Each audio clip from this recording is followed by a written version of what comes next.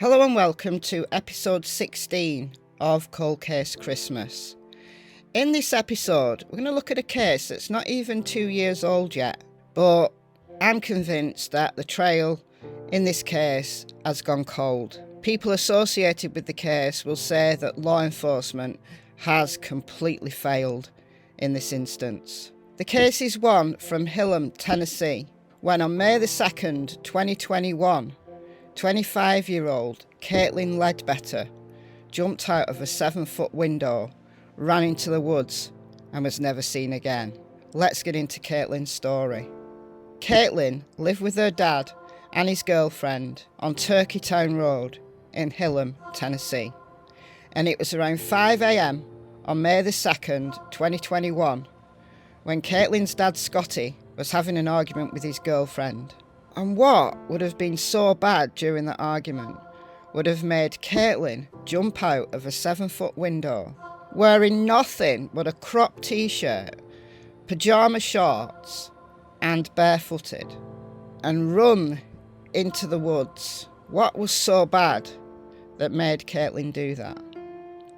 Now, this version of events came from Scotty Ledbetter, Kaitlyn's dad. We've only got his word for it. We don't even have the word of Scotty's girlfriend anymore. Because unfortunately, on August 24th, 2021, the house burnt down. Scotty's girlfriend was found deceased in the basement. The investigation into that death, well, I can't find any information on it. It's a bizarre twist. Now, there's family of Kaitlyn saying that Scotty and perhaps Kaitlyn's boyfriend, Dustin, have got something to do with it.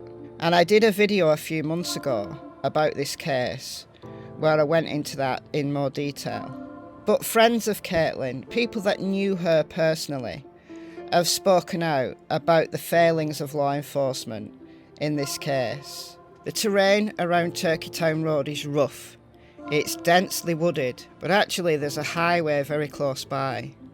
So was Kaitlyn picked up by somebody? If she did run into the woods, was she abducted? But as I said, Kaitlyn's friends believe that the quiet 25-year-old has been failed by everyone. She was a hard worker, she stayed out of trouble, but yet Turkeytown Road in Hillam is a place where bad things happen.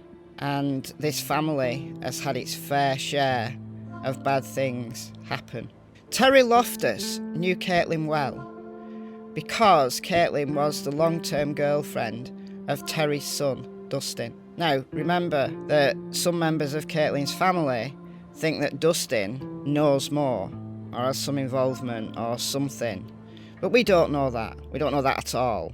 But Terry said in November, "It's been 18 long months and every day feels like another nail in Kaitlyn's coffin. She's missed her birthdays, her family's birthdays, special occasions. No sound has come from her, nothing. And I still don't understand why she would have jumped out of a window with that argument. Why didn't she go out of the front door? So nothing about it really makes sense. And this isn't a place for a walk in the woods, far from it." Eric Hammond got involved in this case, not as a friend or a relative, but as a citizen of Overton County who felt law enforcement had failed this young woman and that Kaitlyn Ledbetter deserves better.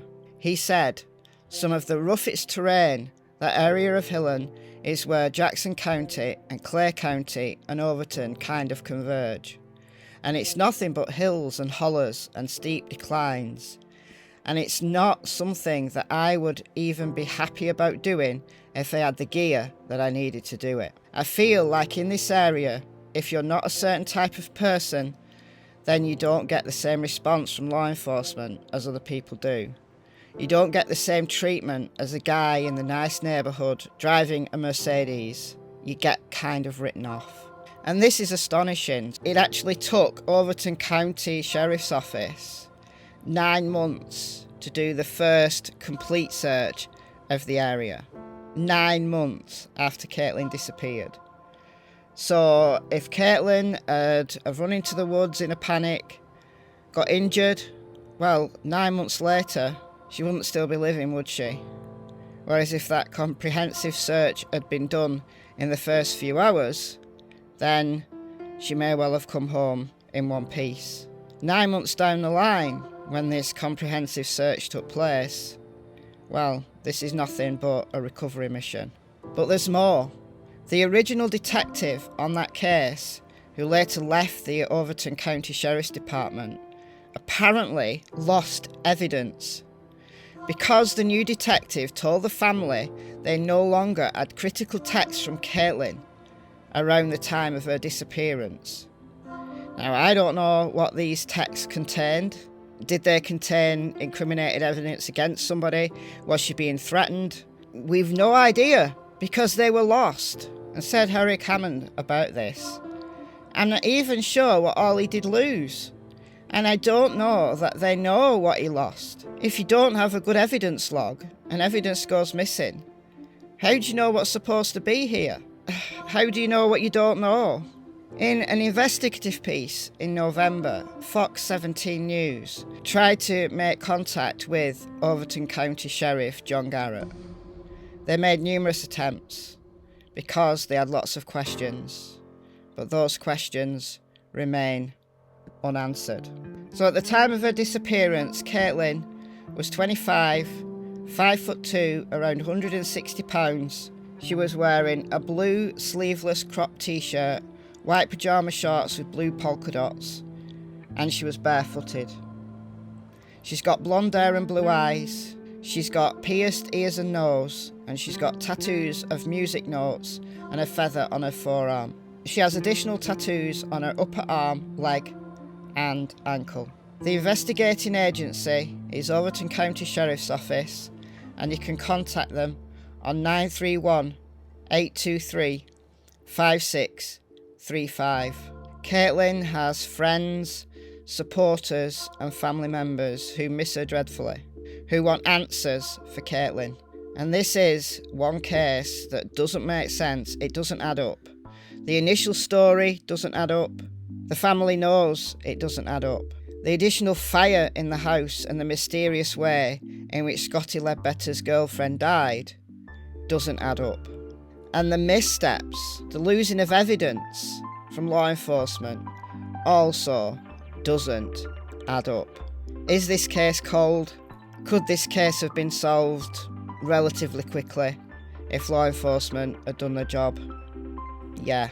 Let me know what you think about this case in the comments below, and I'll see you in the next episode of Cold Case Christmas. Bye guys.